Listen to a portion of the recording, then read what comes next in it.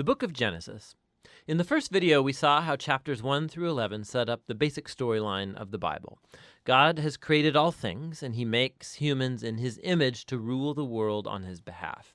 The humans choose sin and rebellion, and so the world spins out of control into violence and death, all leading up to the rebellion and scattering of the people in Babylon. And so the big question is, what is God going to do to rescue and redeem his world?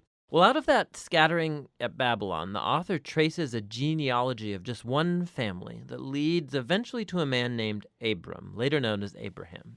And God's promise to Abraham at the beginning of chapter 12 opens up a whole new movement in the story. God calls Abraham to leave his home and go to the land of Canaan, which God says will become his one day.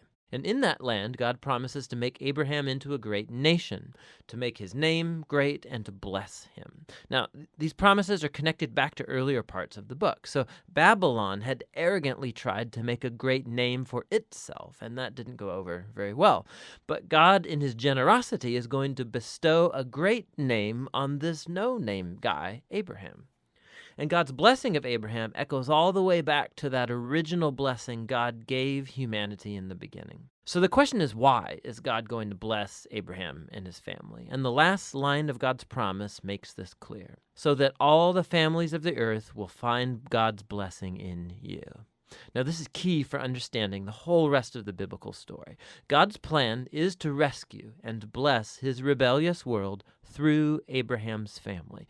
And this is why the whole rest of the Old Testament story is just going to focus on this one family, eventually called the people of Israel. This is also why Israel will later be called a kingdom of priests at Mount Sinai.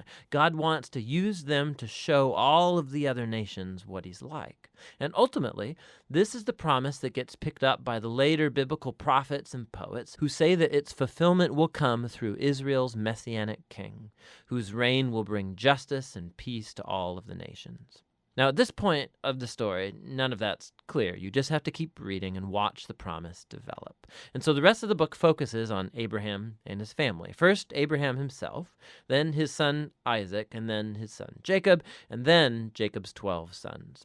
And the stories about each generation, they're united by two main themes. So first, each generation of Abraham's family is marked by repeated failure. They just keep making really bad decisions that mess up their lives and that put God's promise in jeopardy. However, God remains faithful to them. He keeps rescuing them from themselves and reaffirming his commitment to bless them and bless the nations through them despite their failings. So the Abraham stories. God had promised Abraham a huge family, but on two different occasions, he's afraid for his life because other men are attracted to his wife, and so he denies that he's even married to her, which creates, of course, all of these problems. And not only that, Abraham and his wife Sarah, they can't have children, and so Sarah arranges for Abraham to sleep with one of their servant girls, which also creates all of these problems in the family. But each time, God bails Abraham out. And in chapters 15 and 17, God even formalizes his promise to Abraham with an official commitment called a covenant.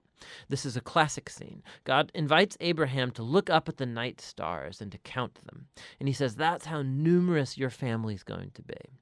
And despite all of the odds, having no kids and no way to have any at the moment, Abraham looks up in the sky and simply trusts God's promise. And God responds by entering into a covenant with Abraham, promising that he will become a father of many nations, that God's blessing may come to the whole world. God asked Abraham to mark his family with a sign of the covenant, circumcision of all the male boys in the family. This is a symbol to remind them that the fruitfulness of their family is a gift from God. And so Abraham has lots of kids eventually, and he dies at a good old age. Now, the Jacob stories play out these themes even more dramatically. From birth, Jacob lives up to the meaning of his name, which is deceiver. He cheats his brother Esau out of his inheritance and blessing, and he does it by deceiving his old blind father, no less, and then he just takes off.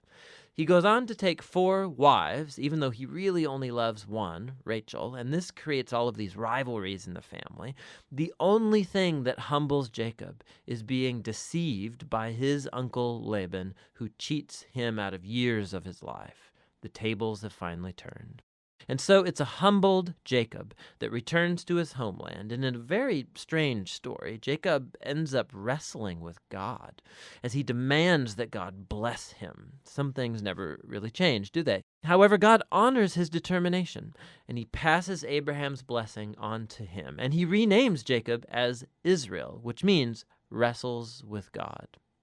Now, it's this last part of the book, the story of Jacob's sons, where all the themes come to a head. Jacob loves his second to youngest son, Joseph, more than any of the others, and he gives him this special jacket. And the 10 older sons come to hate Joseph, and so they kidnap him, and they plan to kill him, but instead they decide to just sell him into slavery in Egypt, where he ends up in prison. Talk about family failure.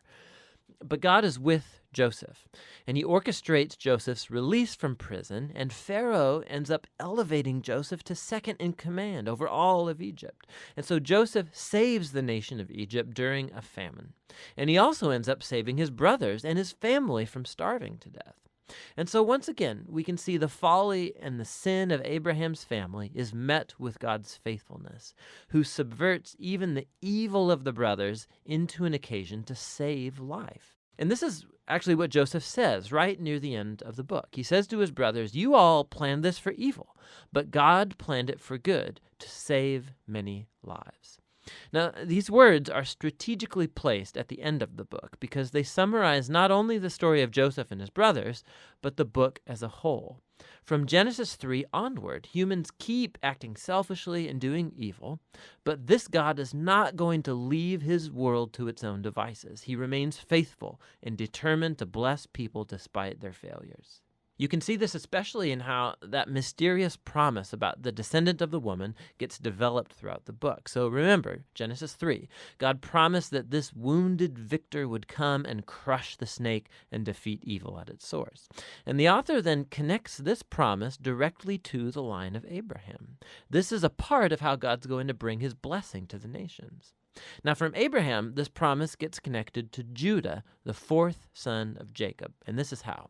In an extremely important poem in chapter 49, in aging Jacob, he's on his deathbed, he wants to bless his 12 sons.